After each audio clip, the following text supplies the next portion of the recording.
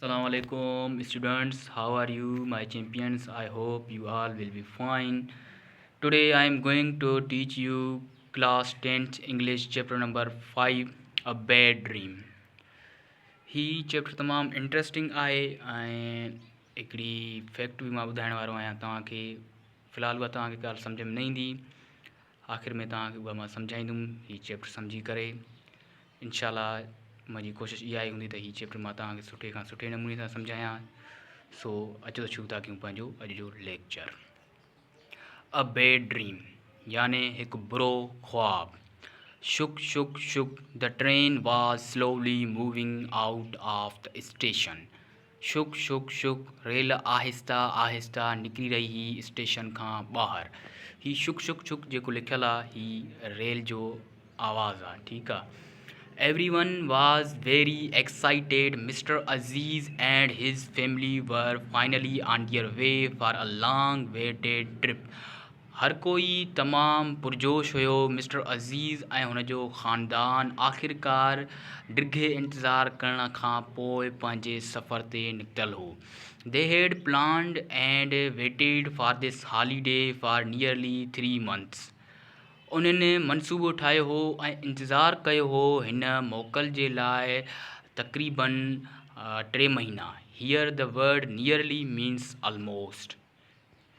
They were very happy as Mr. Aziz's brother Mr. Kareem and his family had also decided to accompany them. उहे तमामु घणो ख़ुशि हुया छो जो मिस्टर अज़ीज़ जे भाउ मिस्टर करीम ऐं हुनजे ख़ानदान बि पिणु फ़ैसिलो कयो हो त उहे हुननि सां गॾु हलंदा। The two families got along very well together. ॿिन्ही फैमिलीज़ जा पाण में सुठा तालुकात हुआ। हिते जेको got along very well together आहे इहो हिकिड़ो फ्रेज़ आहे। इन खे असां सिंपली अंग्रेज़ी में ईअं थी सघूं त have a good relationship with each other. Okay, जेके बि डिफ़िकल्ट वर्ड आहिनि हिन में, जेके बि फ्रेज़ वग़ैरह आहिनि उन्हनि खे मां मार्क करे छॾियो आहे ऐं मां उन्हनि खे सुठे नमूने सां तव्हांखे मुंहिंजी कोशिशि इहा हूंदी त सम्झाए सघां। They often went on picnics together, but this was the first time that they had decided to spend 10 days together. उहे अक्सर घुमण गॾु वेंदा हुआ, पर हीउ पहिरियों दफ़ो हो जो उन्हनि फ़ैसिलो कयो त उहे 10 ॾींहं गॾे गुज़ारींदा हिक ॿिए सां। मतिलबु उहे अक्सर गॾु घुमण वेंदा हुआ पर कॾहिं बि उन्हनि 10 ॾींहं गॾे न गुज़ारा। हीउ पहिरियों दफ़ो हो जो उन्हनि फ़ैसिलो कयो त हीउ 10 ॾींहं गॾे गुज़ारींदा। पैराग्राफ नंबर हाणे 2 आहे। Everyone was in a good mood. They had booked a whole compartment in the train which had an attached bathroom. हर कोई तमामु सुठे मूड में हुयो, सुठे मिज़ाज में हुयो। उन्हनि बुक कयो हिकिड़ो सॼो खानो कंपार्टमेंट रेल जो जंहिंमें हिकिड़ो अटैच्ड बाथरूम हुयो। या तव्हां ईअं बि चई सघो था त उन्हनि बुक कयो हिकिड़ो सॼो गाॾो रेल जो जंहिंसां गॾु हिकिड़ो अटैच्ड बाथरूम बि हुयो। कंपार्टमेंट चइबो आहे असल में खाने खे, पर हिते जेका रेल हूंदी आहे न उन जा मुख़्तलिफ़ गाॾा हूंदा आहिनि, ठीकु आहे। हिते कंपार्टमेंट मीन्स रेल जो गाॾो, असां उनखे सिंधी में गाॾो चवंदा आहियूं, ठीकु आहे। The elders were talking about the village that they had planned to visit. जेके वॾा हुया, जेके बुज़ुर्ग हुया, उहे ॻोठ बाबति ॻाल्हि ॿोल करे रहिया हुआ जंहिंजे घुमण जो उन्हनि मनसूबो ठाहियो हो। The children were playing cards and joking and teasing each other. ॿार खेॾी रहिया हुया कार्ड सां, मज़ाक़ूं करे रहिया हुया ऐं चिड़ाए रहिया हुआ हिक ॿिए खे। Mister Karim asked his brother what kind of house he had booked and whether it was near the station. Mister Karim पुछियो पंहिंजे भाउ खां त हुन कहिड़े क़िस्म जो घरु ख़रीद कयो आहे ऐं उहो छा स्टेशन जे वेझो आहे या न। Mister Aziz said that the house was far from the station and was situated nearly the fields to enable them to truly appreciate and enjoy village life. Mister Aziz चयो त जेको घरु आहे उहो स्टेशन खां परे आहे ऐं ॿनिनि जे वेझो आहे त जीअं हू इन क़ाबिल थी सघनि ऐं इन क़ाबिल थी सघनि त ॻोठ जी ज़िंदगी जो क़दुरु करे सघनि ऐं उन मां लुत्फ़ु वठी सघनि। They would have to hire a van to get to the house. उन्हनि खे किराए ते वैन करणी पवंदी घर ताईं पहुचण जे लाइ।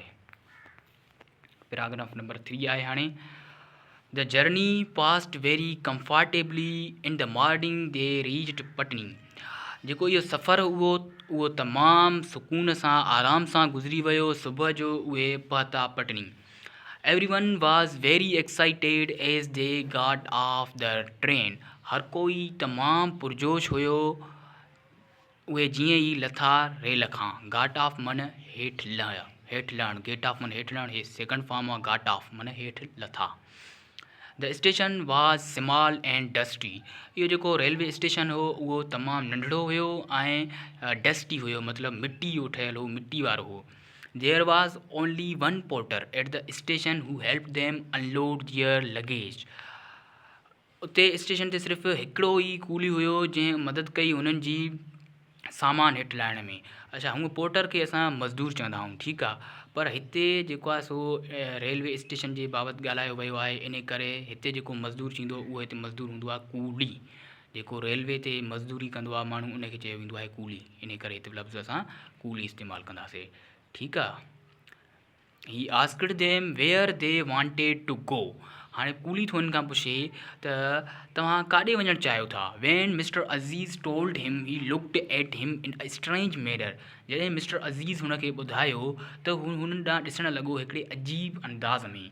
R you sure sir, he asked. Yes said mister Aziz. छा तव्हांखे पक आहे, हुन पुछियो। हा, चयो mister Aziz. The porter took them outside. He looked around and found a van driver. Coolie हुननि खे वठी वियो ॿाहिरि। हुन ॾिठो चोतरफ़ ऐं हिकिड़ो वैन ड्राइवर ॻोल्हियो। He told him where these people wanted to go.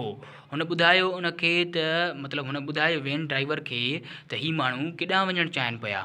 The van driver had a strange frightened look on his face. Are you sure sir, he asked. Van driver जे चेहरे ते हिकिड़ो अजीब ख़ौफ़ाइतो भउ हो। हुन पुछो, छा तव्हांखे पक आहे सर, छा तव्हां पक सां हेॾे वञणु चाहियो था। Mister Aziz could not understand why everyone was asking this as the porter had also asked the same question. Mister Aziz खे सम्झ में न पियो अचे पियो त छाजे लाइ हर कोई इहो सुवालु साॻियो ई पुछी रहियो आहे जेको पहिरियों कूली हिन खां पुछियो हो। He failed to work out what was bothering these people. He failed to work out. इते असल में ही हिकिड़ो फ्रेज़ आहे। failed to work out means he did not understand, ठीकु आहे। he failed to work out means he did not understand what was bothering these people. हू न सम्झी पए सघियो त हिननि माण्हुनि खे कहिड़ी तकलीफ़ आहे, छाजे लाइ ही साॻियो ई मतिलबु अहिड़ो सुवाल था कनि, अजीब हिकिड़ो अजीब चहिरा था ॾेखारनि पंहिंजा भव वारा, छा लाइ ईअं था कनि, हुन ॻाल्हि सम्झ में न पई अचे पई। Anyway, they put their luggage in the van and they also got in. बहरहाल उन्हनि पंहिंजो सामान रखियो वैन में ऐं उहे उन में चढ़िया। अच्छा, लगेज जेको आहे इहो चइबो आहे सफ़री सामान खे, ठीकु आहे। On the way, Mr. Aziz told the driver that they had rented the house for 10 days. रस्ते सां मिस्टर अज़ीज़ ॿुधायो ड्राइवर खे त उन्हनि मसवाड़ ते वरितो आहे घर 10 ॾींहंनि जे लाइ। The driver told him that the people of that area believed that the house was हांटेड।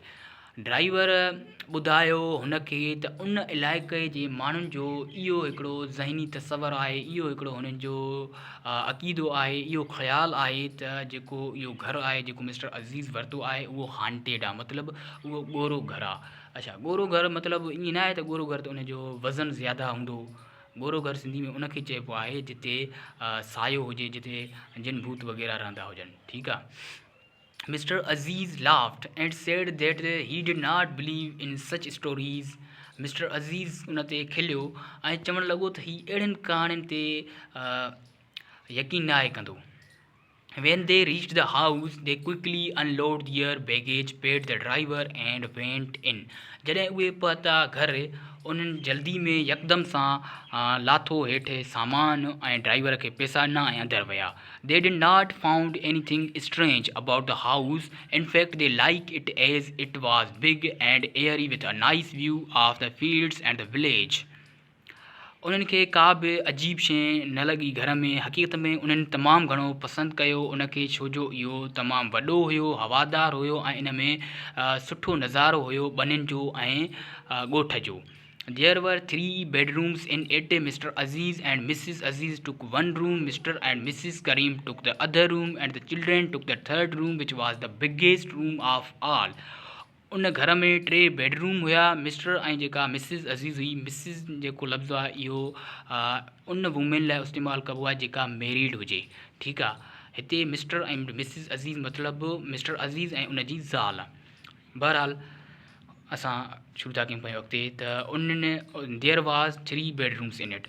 उन घर में 3 बेडरूम हुआ। मिस्टर अज़ीज़ ऐं उन जी ज़ाल खयो हिकिड़ो रूम, मिस्टर ऐं मिसिस करीम खयो ॿियो रूम, यानी मिसिस करीम यानी करीम जी ज़ाल, ऐं ॿारनि खयो टियों रूम जेको सभिनी मां वॾो रूम हुयो उन में घर में। मतलब जेके 3 रूम हुआ उन में वॾे में वॾो रूम हुयो ॿारनि वारो। They unpacked their belongings and after a light lunch they went out and looked around the garden. उन्होंने खोलियो, अनपैक्ड मीन्स खोलियो, पैक माना बंदि करणु, अनपैक माना खोलणु। उन्हनि खोलियो पंहिंजो सामान ऐं थोरी मंझंदि जी मानी खाइण खां पोइ उहे ॿाहिरि विया बाग ॾांहुं। In the evening, they had an early dinner and everyone went to bed as they were all very tired.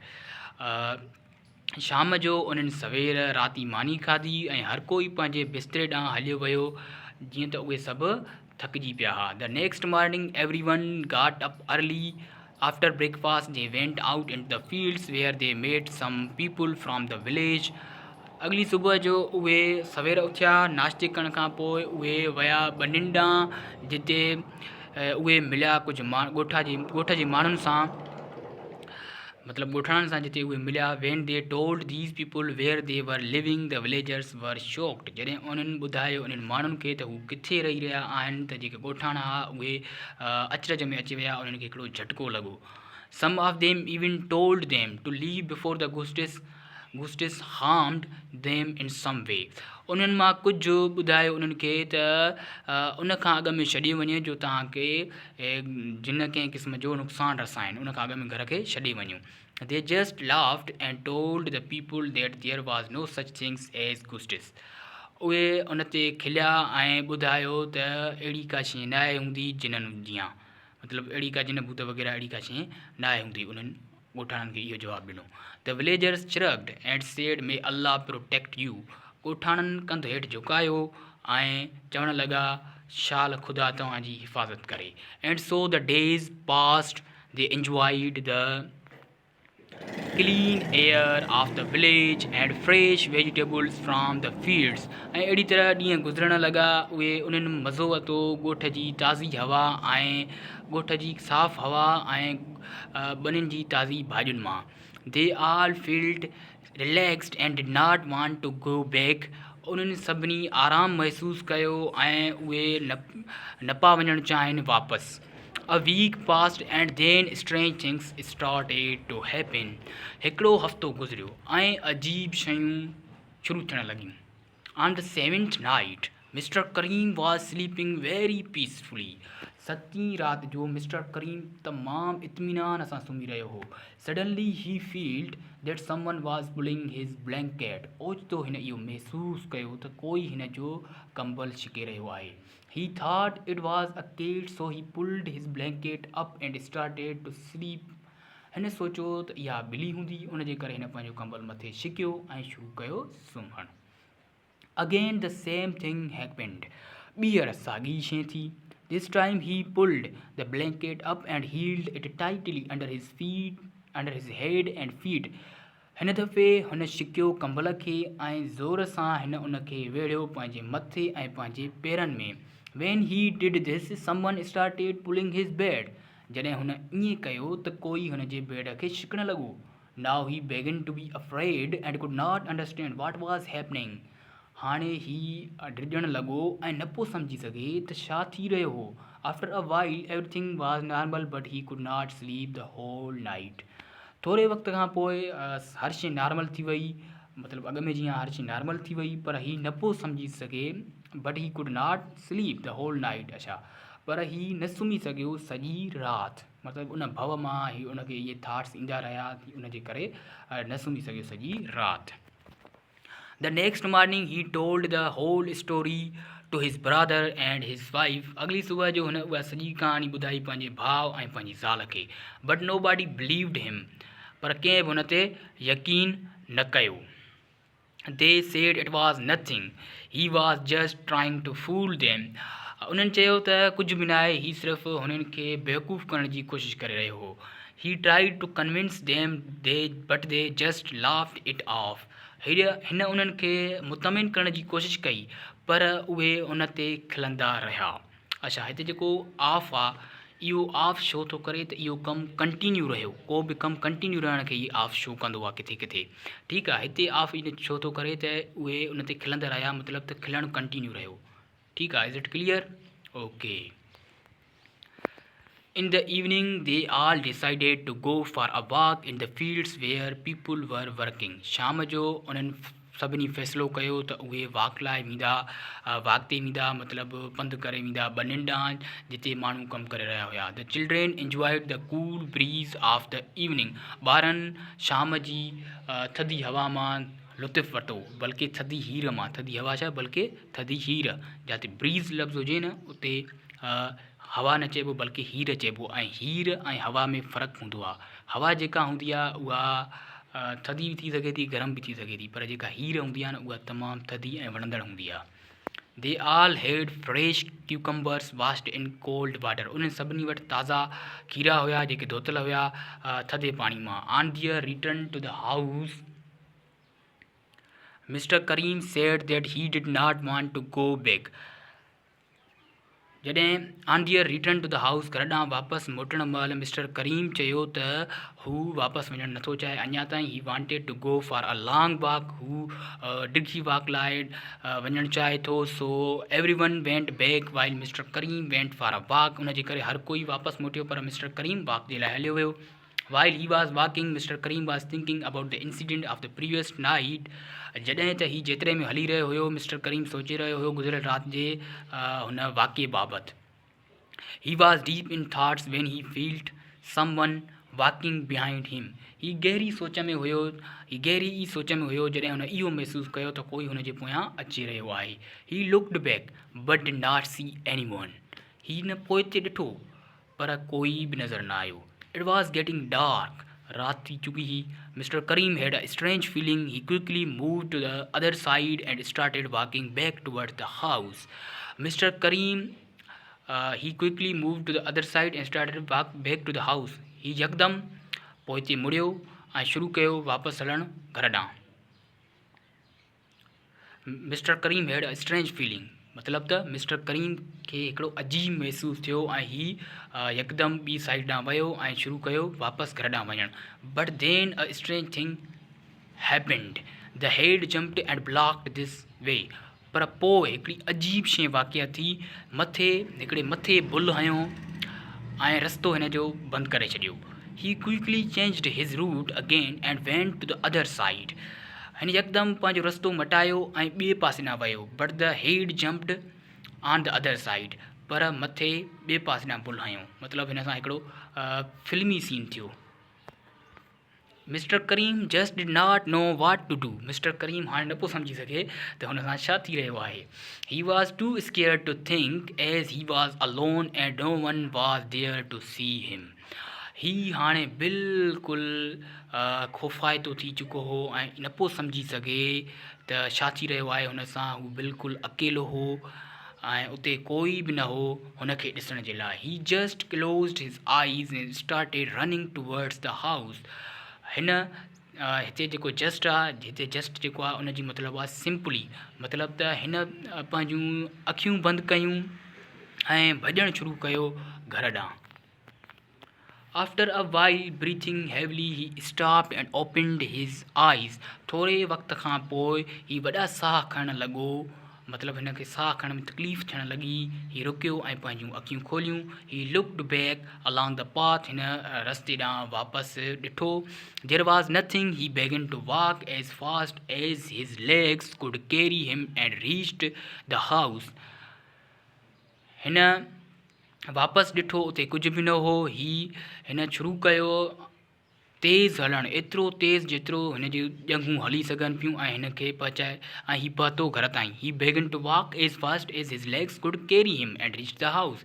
हीउ एतिरो तेज़ भॻो जेतिरो तेज़ हिन जूं ॼंघूं हिन सां साथ ॾेई सघनि पियूं या हिन जूं ॼंघूं हिन खे खणी सघनि पियूं ऐं हीउ पहुतो घरु. Once inside, he quickly shut the door. अंदर हिन यकदम अंदर वञी करे हिन यकदम दर बंदि कयो. He leaned against the closed door for a while to catch his breath, and then slowly went inside where the rest of the family were relaxing and chatting, having tea and biscuits. He हेठि निबड़ियो दर जे साम्हूं थोरे वक़्त जे लाइ पंहिंजो साहु normal करण जे लाइ. कैच हिज ब्रीथ मीन्स फॉर नॉर्मल हिज ब्रीथ. Catch means normal. ठीकु आहे. न कैच हिज ब्रीथ हिते जेको लफ़्ज़ इस्तेमालु कयो वियो आहे मतिलबु त हीउ पंहिंजो जेको साहु उहो नॉर्मल पियो करे, पंहिंजो वॾा साहु पियो खणे. माण्हू भॼंदो आहे न जेको, त पोइ उनजो हर्ट जेको हार्ट बीट हूंदो आहे उहो वधी वेंदी आहे. हार्ट बीट वधी वेंदी आहे ऐं जेको उहो वॾा साहु खणंदो आहे. पोइ इन जे करे हिन कुझु टाइम रिलैक्स करण जे लाइ हीउ हुते बीठो ऐं पंहिंजो जीअं हिन जो साहु मतिलबु त नॉर्मल थिए उन जे लाइ हिन कुझु टाइम रेस्ट कई. कैच हिज ब्रीथ मतिलबु हिते फॉर नॉर्मलिंग हिज ब्रीथ. सिंपली तव्हां ईअं चई था सघो. ठीकु आहे. हीउ हेठि निबड़ियो दर जे साम्हूं पंहिंजो साहु नॉर्मल करण जे लाइ ऐं पोइ आहिस्ता आहिस्ता अंदरि वियो जिते सॼो ख़ानदान आराम करे रहियो हुयो ऐं ॻाल्हि ॿोल करे रहियो हिक ॿिए सां चांहि ऐं बिस्कुटनि सां गॾु. मतिलबु चांहि ऐं बिस्कुट बि पी रहिया हुया ऐं हिक ॿिए सां ॻाल्हि ॿोल करे रहिया हुया सॼो ख़ानदान. When they saw Mr. Kareem with a frightened look on his face, जॾहिं उन्हनि ॾिठो मिस्टर करीम जे चहिरे ते हिकिड़ो ख़ौफ़ाइतो भउ, they asked him if everything was all right. उन्हनि उन खां पुछो त छा सभु कुझु ठीकु आहे. He sat down and then narrated the whole story to them. ही हेठि वेठो ऐं पोइ सॼी कहाणी बयानु कई या सॼी कहाणी ॿुधाई हुननि खे. Once again they all made fun of him and did not believe him. हिकु दफ़ो ॿीहर उन्हनि सभिनी उन जी मज़ाक उड़ाई, उन ते ठठोलियूं कयूं ऐं उन जी ॻाल्हि ते यकीन न कयो. They said that he was allowing the village gossip to dominate his thoughts and was imagining that there were ghosts. उन्हनि चयो त हीउ इजाज़त ॾेई रहियो आहे ॻोठाणनि जी ॻाल्हियुनि खे त हुकूमत कनि हुन जे सोच ते ऐं ईअं सोचे रहियो आहे त हिते जिन आहिनि. अच्छा, जेको लफ़्ज़ गासिप आहे इन गासिप जो मतिलबु हूंदो आहे त का ॿुधायल कहाणी जेका सच थी बि सघे थी न बि थी सघे थी. मतिलबु त अफ़वाह. गासिप मीन्स र्यूमर. अफ़वाह. गासिप अफ़वाह खे चइबो आहे ऐं अफ़वाह तक़रीबन जेका हूंदी आहे न अफ़वाह जा कूड़ी. अफ़वाह मतिलबु तक़रीबन कूड़ी हूंदी आहे. ठीकु आहे. उन जी ज़्यादा परसेंटेज जेका हूंदी आहे न त उहा ग़लति ॻाल्हि हूंदी, ग़लति साबित थींदी आहे. ठीकु आहे. गासिप मीन्स र्यूमर. ओके. गासिप कंहिं अहिड़ी कहाणी खे चइबो आहे जेका कंहिंजे वातां ॿुधायल हुजे ऐं उहा ज़्यादातर कूड़ी हूंदी आहे. का सच थी सघे पर तक़रीबन उहा ग़लति ॻाल्हि हूंदी आहे. On the last night of their visit, after all the children had gone to the bed, Mr. and Mrs. Aziz and Mr. and Mrs. Kareem was sitting at the dining table talking about their visit to the village when a hair-raising occurrence stunned them. गुज़िरियल आख़िरी राति जो उन्हनि जे घुमण जी आख़िरी राति जो जॾहिं सभु ॿार हलिया विया पंहिंजे बिस्तरे तां बिस्तरे ते मिस्टर ऐं जेका मिसिस अज़ीज़ हुई यानी मिस्टर अज़ीज़ ऐं उनजी जेका ज़ाल हुई ऐं मिस्टर करीम ऐं उनजी जेका ज़ाल हुई उहे वेठा हुया डाइनिंग टेबल ते. उहे ॻाल्हि ॿोल करे रहिया हुया ॻोठ जे घुमण बाबति ते. तॾहिं ई हिकिड़ो दिलि धड़काईंदड़ वाक़िए हैरान करे छॾियो उन्हनि खे. अच्छा, हिते जेको हेयर रेज़िंग आहे इहो हिकिड़ो फ्रेज़ आहे. Hair raising means extremely frightening यानी दिलि धड़काईंदड़. ठीकु आहे. An empty chair opposite Mr. Kareem's chair and beside Mr. Aziz's chair was pulled out and it went in a bit as if someone had sat on the chair and pulled the chair inwards. हिकिड़ी ख़ाली chair जेका opposite हुई mister करीम जे यानी mister करीम जे साम्हूं हुई ऐं mister अज़ीज़ जे भरिसां ही उहा छिकिजी ॿाहिरि ऐं उहा थोरो हेठि मथे थी या अंदरि छिकिजी मतिलबु त हेठि थी ऐं ईअं पियो लॻे त जीअं कोई इन ते वेठो आहे. They could not see anyone. उहे कंहिंखे बि ॾिसी न पिया सघनि except for the movement of the chair. There was no other indication of anyone's presence.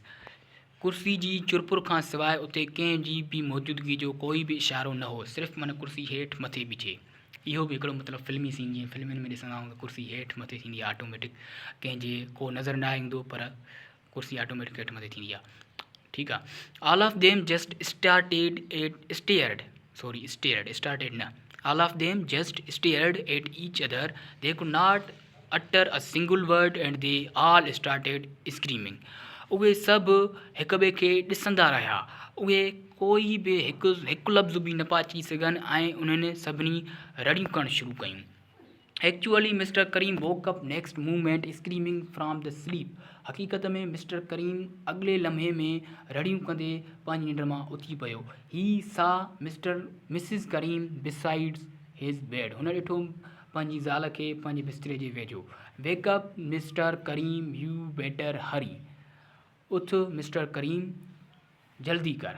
Better हरी खे असां ग्रेट हरी भी चई था सघूं। किथे किथे तव्हां ॾिसंदो त इहो लफ़्ज़ लिखियलु हूंदो ग्रेट हरी, किथे लिखियलु हूंदो बेटर हरी।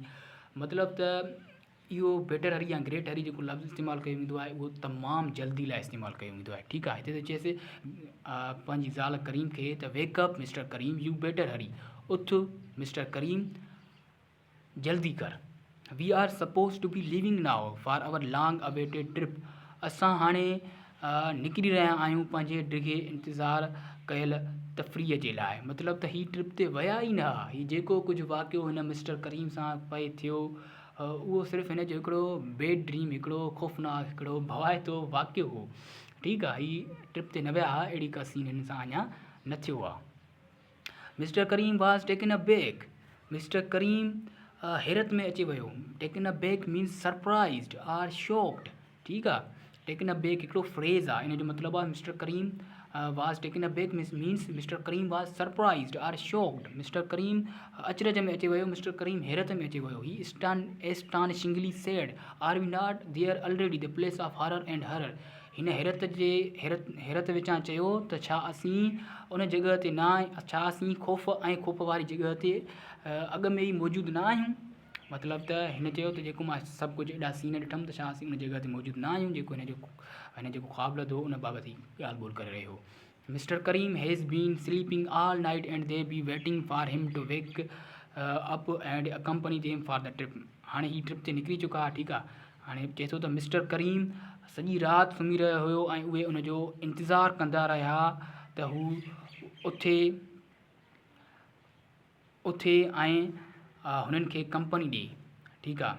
मतिलबु त ट्रिप बाबति हुननि सां ॻाल्हि ॿोल करे, हुननि सां वेही कचहरी करे। It become clear now that all those horrific experience was part of हिज ड्रीम ओनली। अच्छा, हिते लिखियो अथनि ड्रीम, इहो ड्रीम न आहे, यानी जी मिस्टेक आहे, इहो ड्रीम लफ़्ज़ आहे। ठीकु आहे। It became clear now that all those horrific experience was part of हिज ऑल ड्रीम। इहो हाणे बिल्कुलु वाज़िह थी चुको हो त इहे सभु जेके भवाइता एक्सपीरियंस हुया, जेके भवाइतियूं ॻाल्हियूं हुयूं, इहे सभु हिसो हुयूं हुनजे ख़्वाब जो। मतिलबु इहे सभु जेके असां स्टोरी पढ़ीसीं मिस्टर करीम सां जेके वाक़िया था छा, इहे सभु हिकिड़ो हिन जे ड्रीम जो हिसो हुया। हक़ीक़त में ईअं पॉसिबल न आहे। Mister Karim thanked missus Karim to wake him off from his bad dream. Mister Karim शुक्रियो अदा कयो पंहिंजी ज़ाल जो हुनखे भवाइते ख़्वाब मां उथाइण जे लाइ। अच्छा, हाणे हिकिड़ी मां तव्हांखे फैक्ट ॿुधायां। फैक्ट न आहे, असल में इहा हिकिड़ी जनरल ॻाल्हि आहे त जेके माण्हू सोचींदा आहिनि त कंहिं इंसान ते को जिन भूत जेको आहे हावी थींदो आहे या हावी थिए थो, इहो बिल्कुलु सच आहे त ईअं न आहे। इहो मां तव्हांखे ॿुधाए छॾियां। तव्हां हिन महिल 10th क्लास जा स्टूडेंट आहियो त तव्हांखे इहा ॻाल्हि सम्झणु घुरिजे त ईअं न आहे हूंदो कंहिं बि इंसान में जेको जिन भूत हूंदो आहे उहो न आहे ईंदो। हा, बिल्कुलु यकीन जिन भूत आहिनि पर उहे कंहिं इंसान ते हावी नथा थी सघनि। ठीकु आहे। इहा असल में हिकिड़ी बीमारी हूंदी आहे। इन बीमारी जो नालो आहे DID, यानी डिसोसिएटिव आइडेंटिटी डिसऑर्डर। ठीकु आहे। इहा बीमारी असल में थींदी ईअं आहे जॾहिं कंहिं बि इंसान खे बचपन में को मथे में अहिड़ो को धकु लॻो हुजे या का अहिड़ी ॻाल्हि जंहिं ते उन गहरी सोच कई हुजे। ठीकु आहे। सफ़ा गहरो सोचियो हुजईं त पोइ उन जे करे जेको उन जो दिमाग़ु हूंदो आहे न इंसान जो, उहो उन इंसान खे 2 हिसनि में विराए छॾींदो आहे त जीअं हू इंसान जंहिं ॻाल्हि ते सोचियो आहे उन ॻाल्हि खां थोरो परते हटिजी वञे त जीअं हू पागल न थी सघे। इन करे उहो इंसान खे मुख़्तलिफ़ पर्सनालिटीज़ में विराईंदो आहे। इन करे त इन बीमारी खे नालो ई डिसोसिएटिव आइडेंटिटी डिसऑर्डर रखियो वियो आहे। इन नाले खां अॻु में इन खे मल्टीपल पर्सनालिटी डिसऑर्डर बि चयो वेंदो हो। ठीकु आहे, मल्टीपल पर्सनालिटीज़ डिसऑर्डर मतिलबु हिकु इंसान जे अंदरि मुख़्तलिफ़ बीमारियुनि जो समाइजणु, मुख़्तलिफ़ शख़्सियतुनि जो समाइजणु, बीमारियुनि जो न पर मुख़्तलिफ़ शख़्सियतुनि जो समाइजणु। उन इंसान जो दिमाग़ जीअं कि इहा बीमारी हूंदी आहे, उन इंसान खे मुख़्तलिफ़ शख़्सियतुनि में विराए छॾींदो आहे। ऐं जेका हर शख़्सियत हूंदी आहे, उन हर शख़्सियत जी हिकिड़ी पंहिंजूं यादूं हूंदियूं आहिनि। मतिलबु जेका असुलु शख़्सियत असांजी, उनखे ॿी शख़्सियत जेका उन जे बारे में यादि न हूंदो, जॾहिं उहा शख़्सियत ईंदी न उन इंसान ॾे, त हुन खां पंहिंजी शख़्सियत विसरी वेंदी। इहा असुल में बीमारी कुझु बि न आहे हूंदो, इहा हिकिड़ी डिज़ीज़ आहे। इन सां असां डिटेल में हाल वाल कयूं आहे, पर हाणे लेक्चर असांजो काफ़ी लेंदी थी चुको आहे। इन जे करे इन ॻाल्हि खे वाइंड अप था कयूं। बसि तव्हां एतिरो सम्झी चुका आहियो या सम्झी छॾियो त इहा हिकिड़ी बीमारी हूंदी आहे, जंहिंमें मतिलबु इंसान जो पंहिंजो दिमाग़ उनखे मुख़्तलिफ़ हिसनि में विराए छॾींदो आहे ऐं उहो मुख़्तलिफ़ ॻाल्हियूं करणु लॻंदो आहे। ॿियनि आम इंसाननि खे ईअं लॻंदो आहे त हिन ते को जिन भूत अचेव आहे या हिन ते अहिड़ो को सायो थी चुको आहे, पर ईअं बिल्कुलु बि न आहे हूंदो। इहा हिकिड़ी बीमारी आहे। इनखे अॻु में बीमारी खे नालो ॾींदा हुआ मल्टीपल पर्सनालिटीज़ डिसऑर्डर, हाणे इनखे डिसोसिएटिव आइडेंटिटी डिसऑर्डर बि चयो वेंदो आहे। अच्छा, जेकॾहिं अञा बि तव्हांखे यकीन नथो अचे त तव्हांखे मां थोरो हिकिड़ो सिंपल एग्ज़ाम्पल ॾियां त इहा हर इंसान में हल्की फुल्की हूंदी आहे। मूं में बि आहे, तव्हां में बि आहे, हर इंसान में हूंदी आहे। तव्हां अक्सर ईअं सोचियो हूंदो त कंहिं इंसान खे तव्हां कंहिं इंसान तां मुतासिर थिया हूंदो त तव्हां चवंदा हूंदो असां इन जहिड़ा शयूं था, पोइ उन इंसान जी कापी करणु लॻंदा हो, उन इंसान जहिड़ा थियणु लॻंदा हो, उन इंसान जी थियण जहिड़ी कोशिशि कंदा हो। सो मतिलबु इहा तव्हां में हल्की फुल्की बीमारी हर इंसान में हूंदी आहे। तव्हां मतिलबु ॿी पर्सनालिटी पंहिंजी चेंज करणु चाहींदा, जेका तव्हांजी एक्चुअल पर्सनालिटी हूंदी आहे, तव्हां उन मां कुझु न हूंदा, तव्हां ॿिए कंहिं जहिड़ा थियणु चाहींदा हो। इहा बि हिकिड़ी साॻी बीमारी आहे, पर कंहिं इंसान ते इहा बीमारी हावी थी वेंदी आहे त उहो पंहिंजी शिनाख़्त पंहिंजी विञाए वेंदो आहे, पंहिंजी पर्सनालिटी उन खां विसरी वेंदी आहे। उहो ॿी पर्सनालिटी में एतिरो डीप में हली चुकंदो आहे जो उन खां पंहिंजी पर्सनालिटी उनखे यादि ई न आहे रहंदी, पर उहा वक़्ती तौरु हूंदी आहे। ठीकु आहे, उहो साॻी पंहिंजी पर्सनालिटी में मोटी ईंदो आहे, पर उहा वक़्ती तौरु हुन ॾी ॿी पर्सनालिटी अची वेंदी आहे। मतिलबु चवण जो मक़सदु त कंहिं इंसान में जिन भूत न आहिनि घिरंदा, इहा हिकिड़ी हथरादू ॻाल्हि आहे। इहा हिकिड़ी डिज़ीज़ हूंदी आहे। इन डिज़ीज़ जो नालो आहे DID, यानी डिसोसिएटिव आइडेंटिटी डिसऑर्डर। ठीकु आहे, अॼु जो लेक्चर असांजो हिते पूरो थियो। उमेदु आहे त तव्हां सभिनी खे पसंदि आयो हूंदो। जेकॾहिं काई बि ॻाल्हि तव्हांखे हिन सां रिलेटेड परेशान थी करे, कोई बि वर्ड, काई बि फ्रेज़ तव्हांखे सम्झ में नथी अचे, मां पंहिंजी पूरी कोशिशि कई आहे तव्हांखे आसान खां आसान नमूने सां सम्झाइण जे लाइ। पर जेकॾहिं अञा बि तव्हांखे कोई सवाल आहे त तव्हां मूंखां कमेंट सेक्शन में पुछी था सघो। ख़ुदा हाफ़िज़।